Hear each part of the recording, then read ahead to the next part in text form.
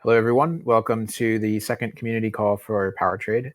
I'm going to start off with a recap of our road to launch announcement earlier this week. Then going to get into some options strategies with Matt, and then we'll get into an AMA where you can ask Matt or myself questions. So if you have any questions, you can start posting them in the hashtag AMA channel. And note if you want to hop on and ask by voice rather than typing, feel free to do so. Just note that in the AMA channel, and we'll open some space up for you. So yeah, first of all, Matt, thanks for joining. Do you want to do a quick intro of yourself? Yeah, sure. Thanks for having me, Tom. My name is Matt Dibb. So I am currently the CEO of Astronaut Capital, as well as Stack Funds. So we've been in the market since almost late 2016 now.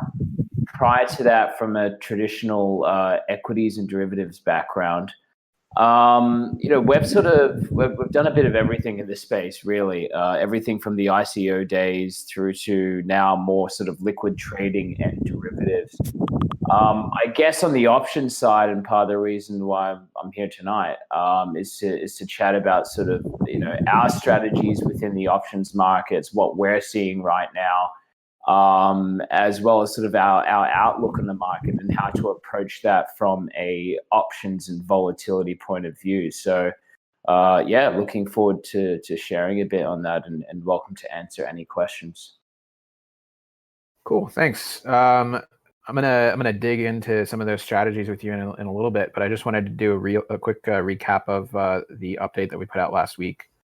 So last week we essentially put out our product roadmap for PowerTrade, and part of the goal with our roadmap was getting the PowerTrade product in people's hands as soon as possible. The market is obviously heating up, and it's getting pretty exciting with Bitcoin going to 18,000 today. And so we designed our roadmap to bring it to you as fast as possible. So what that means is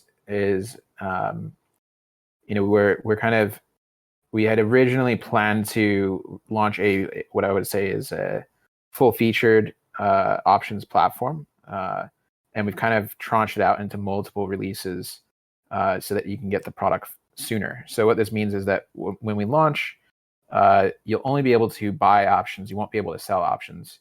And we'll get into this a little bit with Matt, but that's actually a pretty popular strategy right now for people that are looking to take advantage of Bitcoin's upside, which is why we're able to do that sooner rather than waiting for the ability to sell options.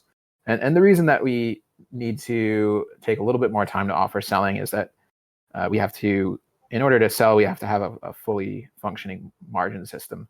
And that's really complicated, and that's something that we want to stress test and make sure that we get working perfectly right before we release that to the public. So yeah, the roadmap is basically there's about 4 releases in there, and each release will get closer and closer to the full PowerTrade vision.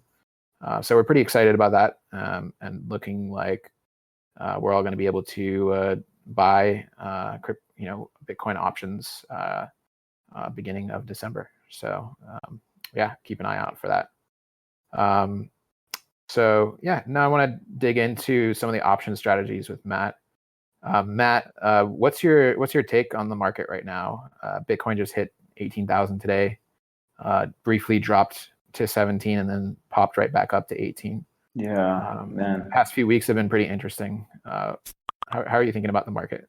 I mean, it has. Like, I think we all really enjoy a straight line up. It's just continuing day after day, just huge green candles. But today's volatility, we saw some downside. It dropped like $1,000 in 5 minutes. And that obviously sparked a whole bunch of liquidations. But to be honest, from my perspective, I thought there was going to be some more downside than that. And, previously when we see a big sell-off like that, it leads to liquidations across all the exchanges. They get shut down. They all have server problems and things that'll level out by then. But we didn't really experience much of that today. And the recovery so far, it's just sitting under 18,000 right now. It's pretty good. I mean, it's really difficult not to be bullish right now, given where we are at and looking at the flows, particularly in the market. I mean, we have seen a lot of spot buying. You can read anything in the news about, the institutions coming through, et cetera, but it's true. The amount of spot buying that is happening has been huge. And that has really created, I know this word gets thrown around a lot, but I guess like a sell side liquidity crisis or a supply crisis, if you like, for Bitcoin. So we are in reach of this 20,000, and it's really hard to see it not go there sooner rather than later. So we're taking a pretty bullish approach, and we're quite long at the moment, as I suspect most people are. Yeah, this run up, strikes me as very differently from the one that happened in 2017. I'm not getting a bunch of random people on Facebook messaging me, telling me they're, asking if they should mortgage their house to buy Bitcoin. And so we're not seeing that sort of frenzy yet. But what we are seeing is it seems like there's like a new billionaire every day that's announcing that they've allocated some portion of their portfolio into Bitcoin. There's like the third richest person in Mexico just announced that he put 10% of his wealth into Bitcoin, which is massive. So it's really interesting to see like more sophisticated players coming into this space in this run up, and kind of less of the price is being supported with less of kind of a speculative frenzy than there was in previous yeah ones. I mean, I agree, and I think that, but I think at the same time, not as many people have exposure to Bitcoin as what you'd think, even within the crypto ecosystem. A lot of people are waiting on a rotation into Ethereum, hoping that will break up. And I myself included have been waiting on that. People are looking for a huge run in Chainlink and a whole bunch of other, let's call them blue chip alts. That has happened to an extent, for sure, but I think people are waiting for that rotation. Because of that, a lot of them have been underweight Bitcoin. And so we haven't seen as much volatility, as I said before, during these periods of like liquidation. So let's see if it's to come. I mean, if you think back to 2017, we were in a pretty similar position. Bitcoin was trading at roughly, 16, 17,000. And Ethereum was trading at like, $400 or $500. So we're in a very similar situation to 2017 so far, but let's just see how this plays out. Yeah, and the rotations tend to happen when Bitcoin goes sideways. So whenever that happens, I guess we'll see that. But I wonder if I've kind of thought of alts as like leverage Bitcoin, right? Like Bitcoin goes up 10%, like alts are going up like 10x. And I wonder if that's part of the reason that people are looking for alts to go up.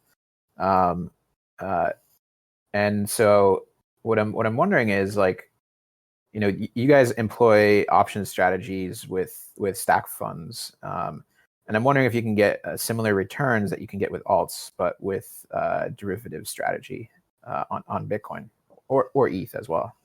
You can. Look, I mean, I guess I don't really know the background of most of the listeners tonight or how much they know about options, because the universe of option strategies is quite large. You think about like trading a perp or trading spot, and there's a few decisions depending on, let's say you're bullish. You can adjust your position sizing, your entry, your stop loss, but that's pretty much about it, right? When it comes more so to options, it's much more specific. You can create a strategy that has the highest payout. Say, for example, if you take a view that Bitcoin is going to 20,000 next month, but it's definitely not going to 24,000. And you can capitalize on that through multi-leg trades.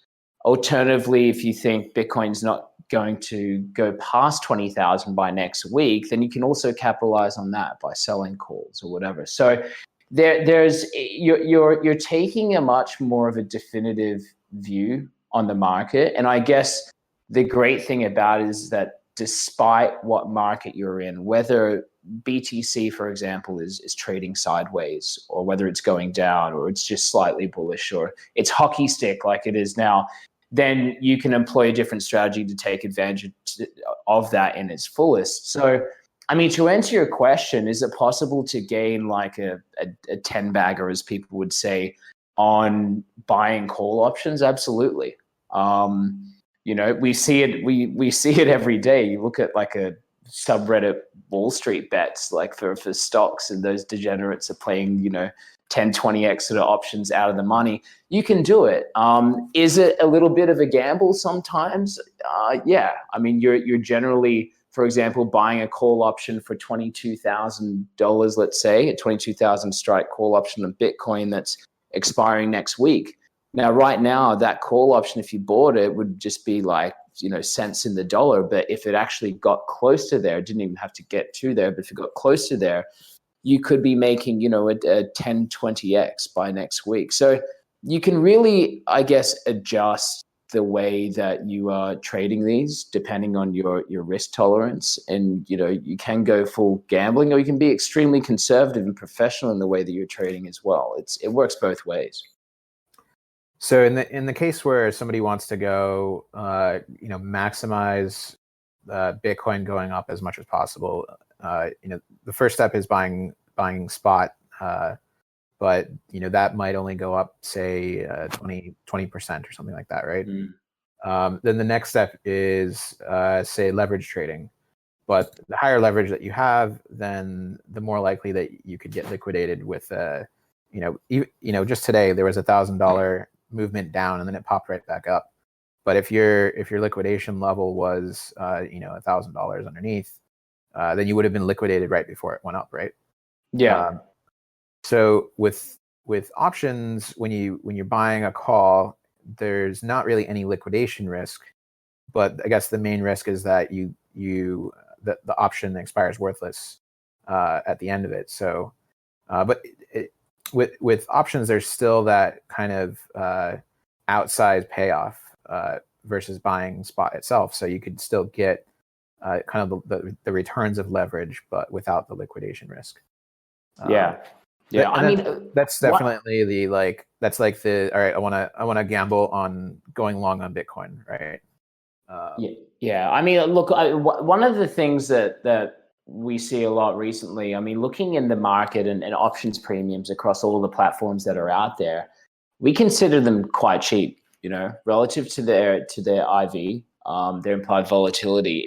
It's quite cheap to buy options. And so if you think the risk of, you know, loading up on a perpetual contract now into Bitcoin and jumping in and it drops 2,000 straight away and then goes back up another 2,000 or 3,000, that's pretty painful for pretty much any trader. And that sort of whipsaw we can expect to happen increasingly as, you know, we're getting more leverage trades out there in the market, and there's more eyeballs on Bitcoin now. So I think the great thing about, let's just say, long options, just buying calls or buying puts, is the fact that most traders, at least starting out, once they buy that option, they don't mess with the trade too much. You're not jumping into like a call option, or most people aren't, to then trade it and add to it and buy a bit and sell a bit the next day or anything like that. You're generally taking like a view on the market over a particular time. And I think that's really good, because a lot of traders tend to stuff up their trades by, you know, over trading or adding to it when they shouldn't, or, you know, just adding, you know, less margin and more volume to it. And with options, it sort of takes that away from you, which is somewhat of a good thing in such a high touch market. So that ability to have that and not have to worry about you know, the whipsaw of volatility and knocking you out and hitting your stop loss, I think is one of the great things about it. Yeah, absolutely. Now, there's other strategies. So, the one we've been talking about is just buying a call option. So you just get exposure to your upside in Bitcoin. Is there a strategy for reducing the risk of maybe losing your premium if Bitcoin doesn't go up? Or are there other strategies that one can use to kind of increase the amount of Bitcoin, basically stack sats? Yeah. So like a common one that we would use, and once again, it's about being quite specific as to what your view is in the market. And so I gave you an example before, like let's say, for example, by the 25th of December is one of the expiries for a large options contract. Okay, so that's like a month out. And let's say we were taking a pretty confident view at the moment that Bitcoin is going to, like, let's say $24,000. Okay. Now we could buy a $20,000 call. Okay, a call option. So that's still out of the money from where it is today. It's trading at 18,000. We're buying it out of the money, and that 20,000 strike is going to cost, let's say, $1,000. Okay.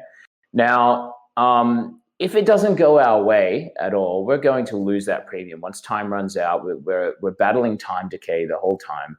And if it doesn't reach that, then and we don't trade out before then we lose our premium. It sucks, but it's a loss. One of the ways to reduce that is called a bull call spread. And essentially, it is by buying that same call. Okay, so you're taking that long exposure out of the money, but at the same time, we're also selling a call at a higher strike on the same expiry.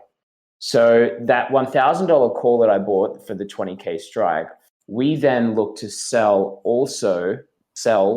a call at, let's say, 28,000. Okay, and that call that we'll be selling is a premium of $235.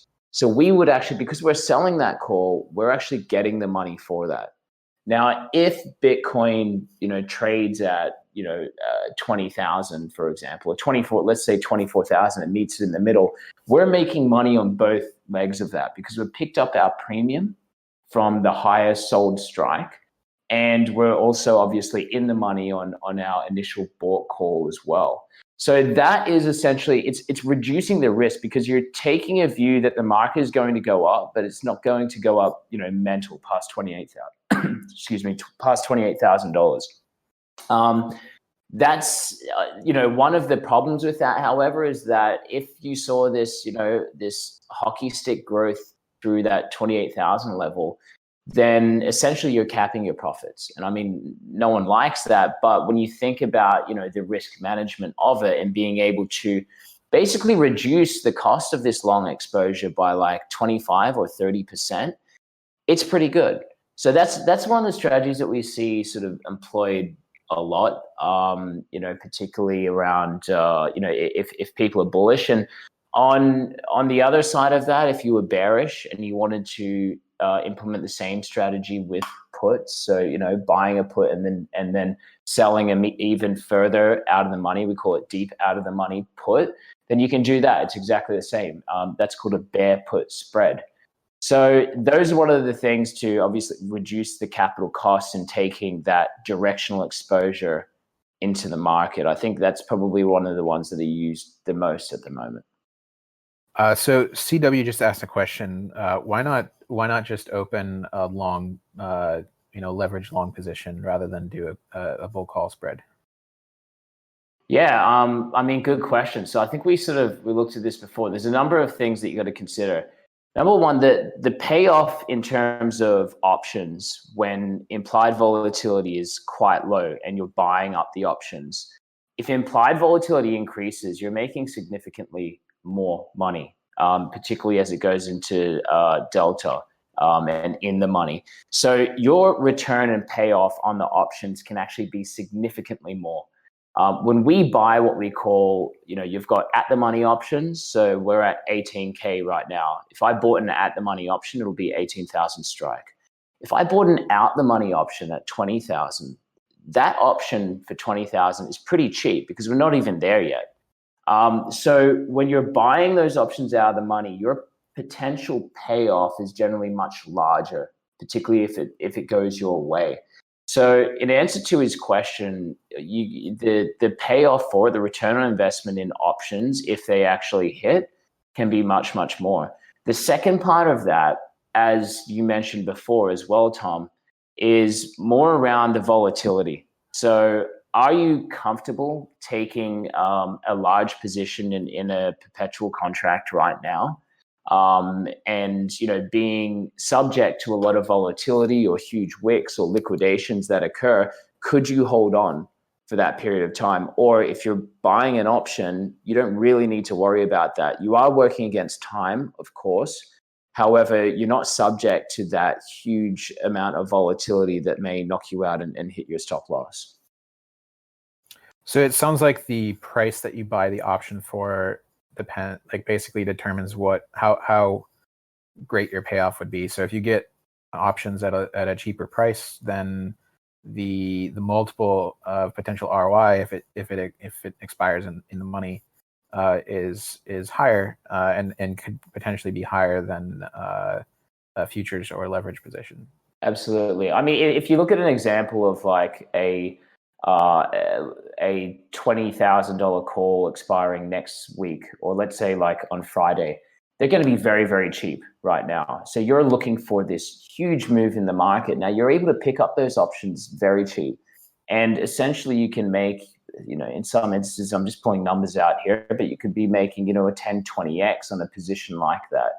I see CW just mentioned, so again, why not take a smaller, just a smaller leverage position? You can do that. Yeah, absolutely. That was what you already answered. Yeah. Okay.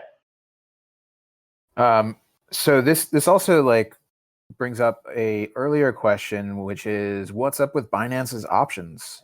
And for people that don't know, Binance has what they're calling options, which are basically very near dated, so they expire within a day, and they only sell them at the money strikes. So you can only buy an option at the money. And what we've seen on the Binance market is that those options are basically priced 3 times higher than the rest of the market. And because they're near dated, they're 24 hours, you actually don't get the benefit of that, of waiting out the volatility that you get, that you basically, with futures, you have to manage that volatility. So if you're doing a 24-hour trade, it can work. But if you're buying options that are 24 hours out, then you kind of give up that kind of volatility, I don't know, hedging or the escape from that. So yeah, what do you think about the Binance options? I mean, man, honestly, I've never traded on them. I think I had a look at them once at the pricing, and that was it. It's look, I mean, Binance is a smart company. They offer them for a reason, and they know they're going to make money out of them, whether it's through fees or whether it's the fact that they're taking the other side of the trade or just bucketing it. It's Binance options, as far as I know, and I'm not going to talk like shit about them or anything like that, but it's not a real marketplace for options. If you went and compared it to any other platform that actually is, and has sort of a free market for options, let's say, or a liquid market for options, it's very different. The pricing is very different. So I've never traded on there, but I'm pretty sure there's a reason why they do that. Yeah, I mean, they're offering those options at like a 3 times premium versus the rest of the options market. So it definitely seems like just roulette. Oh, somebody literally just said roulette in the chat. Yeah. That's not something that we want to do at all. In fact, we Binance strategies make more sense when premium prices are competitive, and so yeah, we hope to make the spreads thinner and pricing fair and good for all the players. Cool. If anyone has any questions or anything, just pop in the hashtag AMA channel and type them in there. If anyone wants to hop on stage and ask, then just ping as well. How our product differ from Deribits? So the underlying product, the options contracts themselves, we will have very similar strikes and expirations. One of the main differences is that Deribit settles and prices their options in Bitcoin. So if you're buying a Bitcoin option, you're buying it in Satoshis, which, it can be a bit confusing to kind of manage your position when the quote currency and the base currency are kind of moving at the same time. So we're going to be offering everything in USDT. So that's the main difference on the underlying contract. But I think the kind of another big difference between us and Deribit is that our user experience and our user interface is, I would say, much more friendly to the non-professional trader. So it's easier to understand. It's mobile first. You can trade on the go. One thing with crypto is 24/7. I wake up and I check my phone and to see what the price is and check my open trades, and that's also what I do right before I go to sleep. So you can't always do that on desktop. So it's really useful to have it on your phone. So those are the main differences with Deribit. It should be a lot easier to understand and trade, and it'll be USDT denominated. We are doing European style options. Response to Harry. And so the difference between European and American style options, for people that don't know, European style options, you can only exercise them at the expiration date, versus American style options, you can exercise them at any time. So the reason that most exchanges offer European options is that it's easier for traders and market makers to price them when the expiration time is more predictable. How do we plan on making the spreads smaller? So that is something that we will be talking about later, maybe in a month or so. But we've got something interesting in the works for that. I think just one of the things on that as well, Tom, and some insight into sort of the crypto options market, as well as sort of traditional equities markets as well. This happens quite a bit. Is that when you enter positions in crypto, let's say I bought a $12,000 call like a really long time ago, and I'm still holding it, and it expires next year. There's obviously not a huge tradable market for a $12,000 call, given that we're trading at 18,000, right?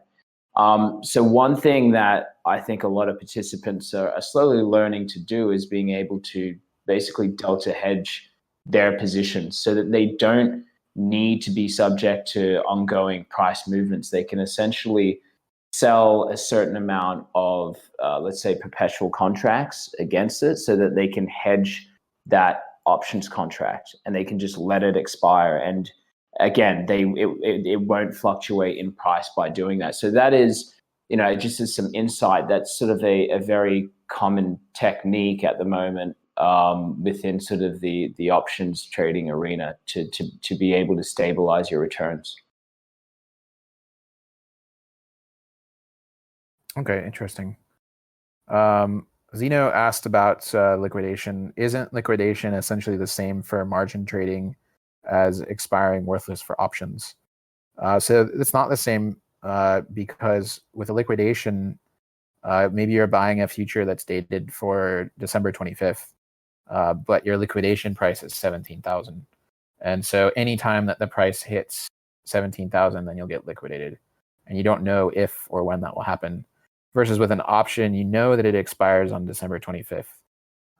And so you can manage that expectation. And if you think that your strike will be higher, or the price will be higher than your strike before December 25th, then it makes sense to enter into that. And then you don't have to worry about the volatility on the way there. So that's the main thing. Do we have any collaboration with DeFi or DeFi projects?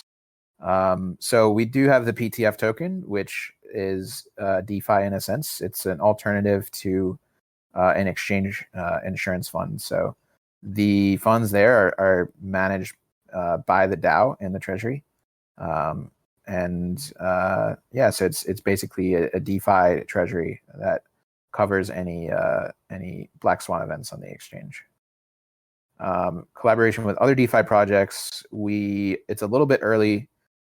We'd like to offer some interesting products in DeFi. So we've got some ideas. We can potentially offer options on different types of DeFi tokens. But that's still something that we're researching and very interested in working on. And for those of you that don't know, I'm also co-founder of DeFi Nation community. So we started that community back in early 2019. So I know a lot of the founders in DeFi, and I'm very familiar with the ecosystem. So there's definitely interesting things that we're thinking about there. How will listing be done? So listing will be, we don't intend to be like a Binance and list lots of alts. We kind of intend to be a little bit more selective with what we do list. So that'll be up to the exchange. However, the DAO needs to also approve the risk parameters if the DAO is going to be covering any margin on tokens. So that is a process that needs to be worked out with the DAO still.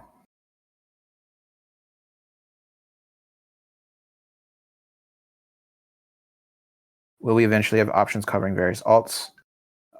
We intend to. The issue with offering options on alts is that with illiquid markets, you can't offer margining because they're too manipulatable. So we could offer what's called fully collateralized options, where you don't get margin for selling options. You have to say if you want to sell I don't know, an LTC, you have to actually deposit a whole LTC in order to sell the option for it. So that's one option, one possibility. We'd like to explore offering margining on some alts, but again, the market needs to be very liquid, otherwise it can be quite manipulatable. Yes, absolutely. We will definitely offer options on ETH. That's a very liquid market, and there's already existing options markets for ETH. Could you explain more on the treasury system? So essentially 25% of the trade fees from the exchange and also any liquidation fees are sent into the treasury of the DAO, of the PowerTrade Fuel DAO. So the funds are held there in the DAO treasury, and if there ever is an event where traders on the exchange go bankrupt, then that treasury is used to cover their accounts and make sure that the rest of the system is solvent. So that treasury, essentially the token holders will vote on those coverage events. And if there are no there's no bankrupt accounts, then that treasury just keeps growing with 25% of trade fees and grows over time. So there's, if you've seen insurance funds from other exchanges, those can get pretty big. There's a backstop event that's inspired by MakerDAO. So in the case where the treasury doesn't have enough funds to cover any event, then two things happen. One, the DAO basically issues debt tokens. So all the users would get debt tokens, which is basically an IOU. So as future fees come in, they'll be able to redeem that for funds from the treasury. And then the DAO can also vote to mint more tokens and auction them off to replenish the treasury. So effectively diluting themselves in order to replenish the treasury. So that is very similar to how MakerDAO works. When they have a system default, then they basically print more Maker and auction them off. So that happened earlier this year in March, and it was a successful way to cover the shortfall in the system. How will we ensure funds are seifu? So we're using a company called Fireblocks, which is a MPC-based system. It stands for multi-party compute. And it's actually a secure multi-party compute. So there's basically encrypted hardware chips. Even if you have access, if you're physically holding the hardware, you can't access what's inside that computer chip. And so the keys are basically inside those computer chips, and then we control them from the outside via signing keys. So this is kind of the custody technology that a lot of the cutting edge exchanges are moving to, and it's a pretty safe way to ensure funds are safe. So yeah, that's our custody system is MPC. This is incidentally anyone that's familiar with Ren protocol. This is the technology that Ren is based on.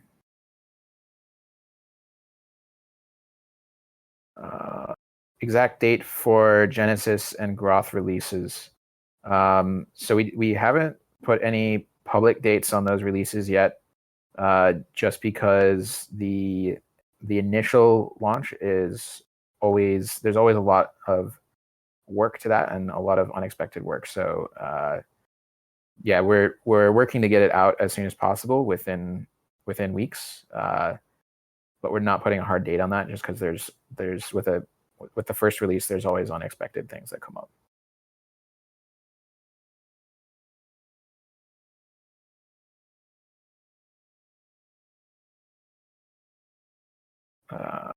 Yeah, any more questions from the audience?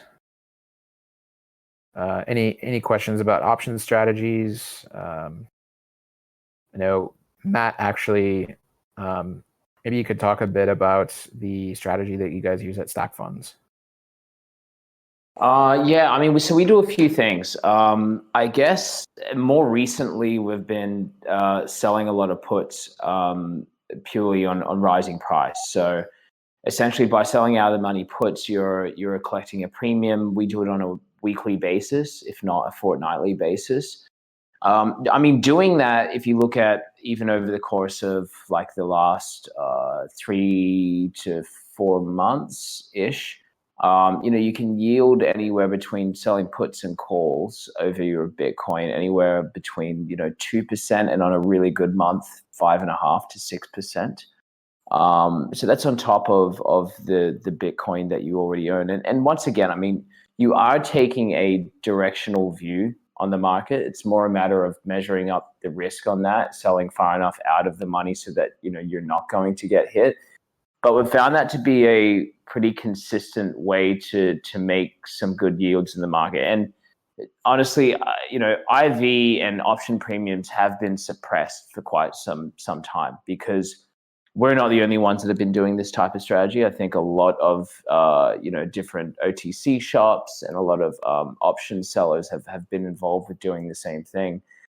It's a really common strategy. You can call it covered calls if you're more neutral or even slightly bearish, or just selling puts. And it's a strategy that people employ all the time in stocks.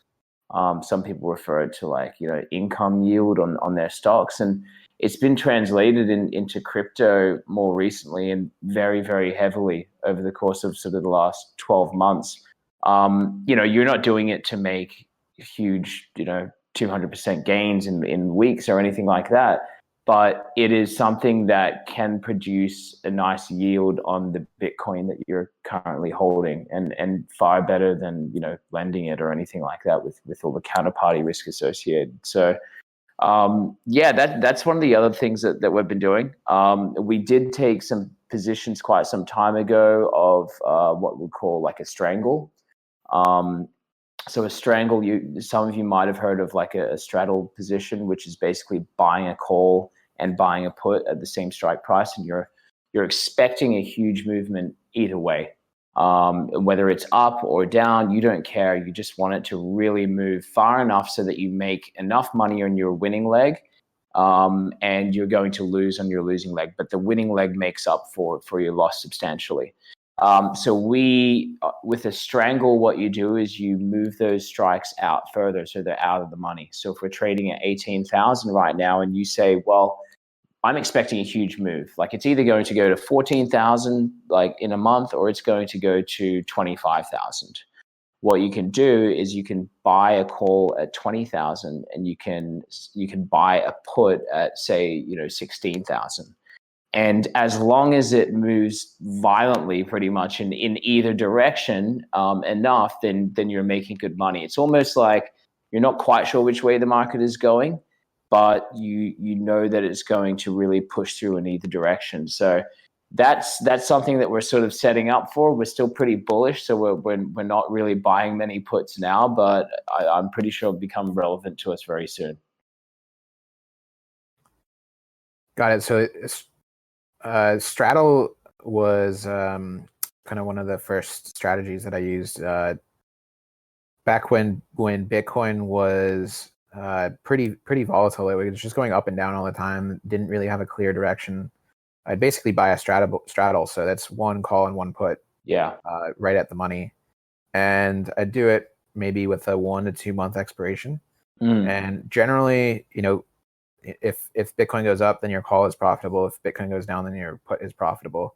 And generally, I'd basically hit both legs would be profitable, because Bitcoin would go up, and then I'd sell my call at a profit, and then Bitcoin would go down, and then I'd sell my put at a profit.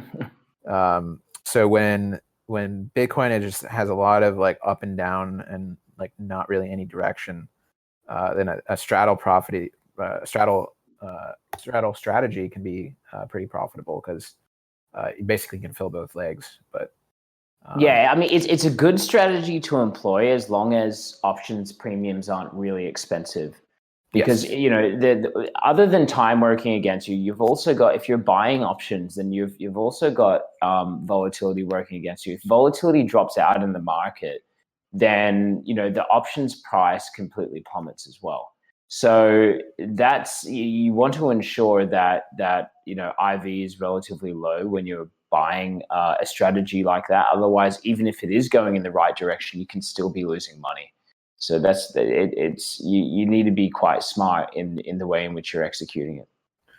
That's right. And I actually stopped doing that strategy just because Bitcoin stopped moving around. It got kind of through the end of the summer, it got pretty stable. It was almost a stable coin. It was like, it's always like 8,000 or 9,000.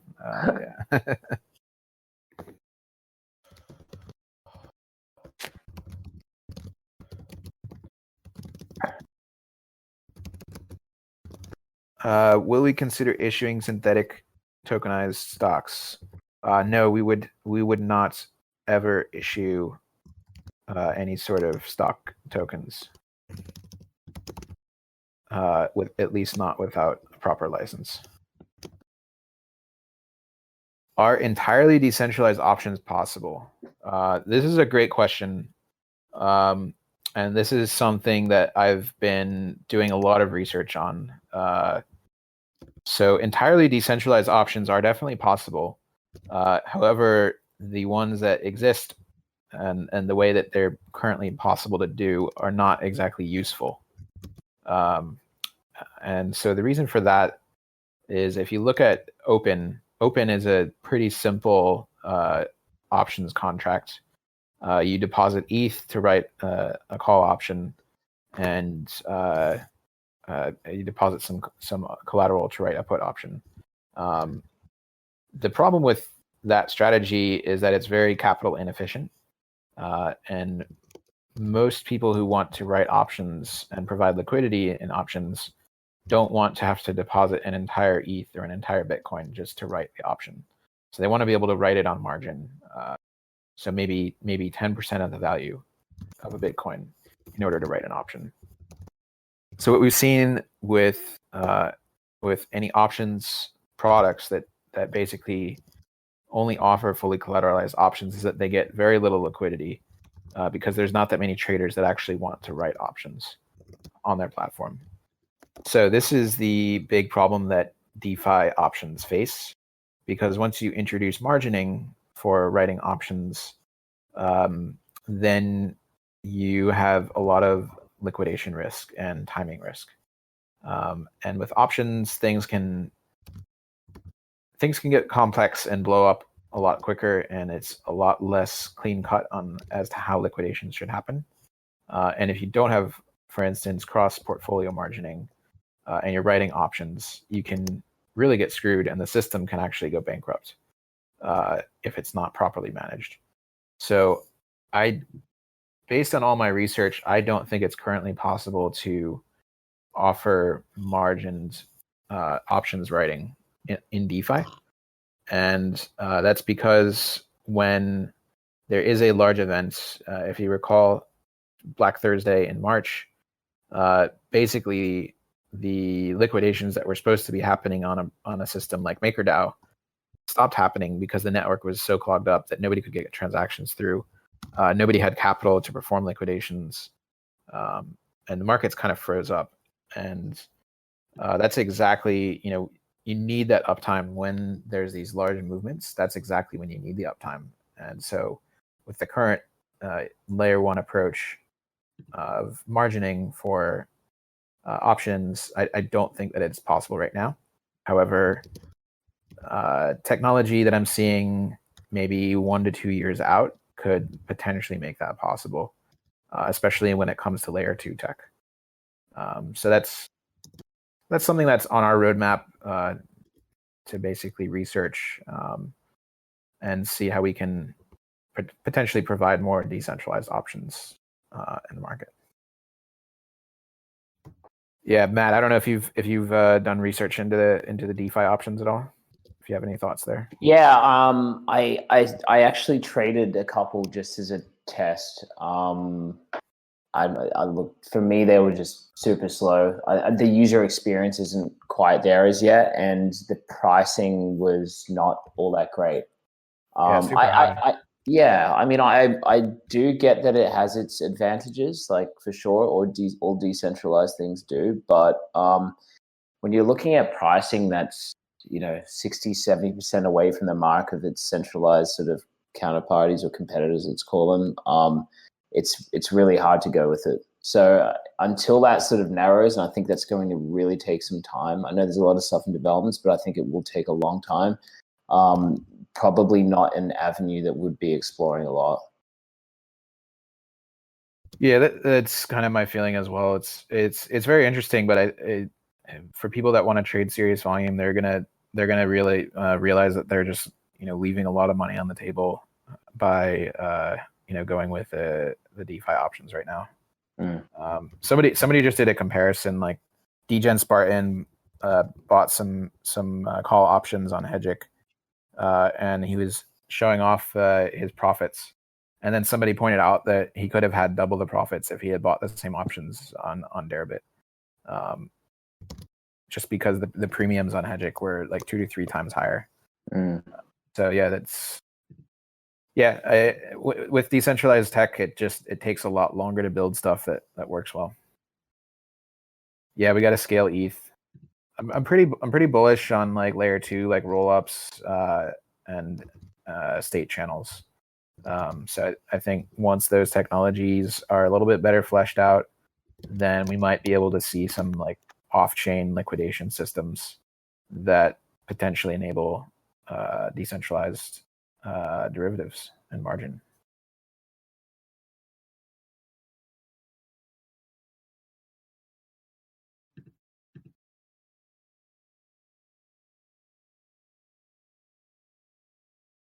Cool. Matt, do you have any parting tips when it comes to options or the crypto market?